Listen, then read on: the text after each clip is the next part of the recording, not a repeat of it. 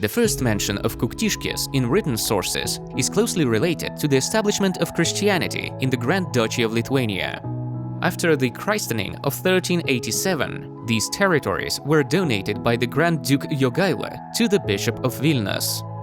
The building of the first church in this settlement started back in 1604 and was initiated by Benedictus Vaina, the Bishop of Vilnius.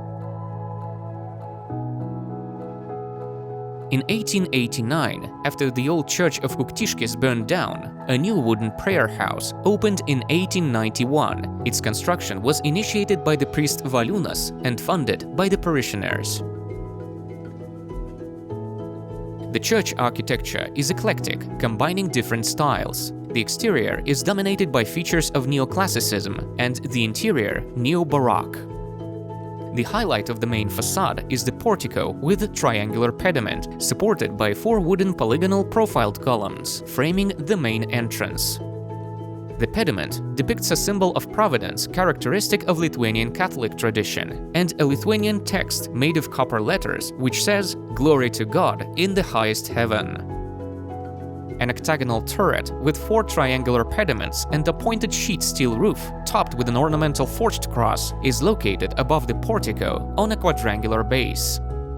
A similar octagonal turret, only of smaller proportions, rises on the roof above the great altar. The building is of a quadrangular layout with 4 side annexes, 2 on either side of the facade and 2 on either side of the great altar. The interior space is divided by wooden polygonal poles, 2 of which support the organ area, the other 4 support the church ceiling and divide the room into 3 naves.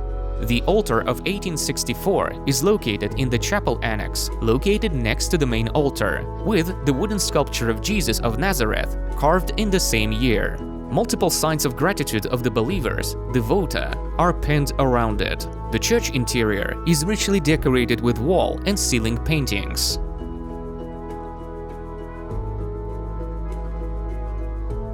A wooden belfry, which was built together with the church, is located at the edge of the churchyard.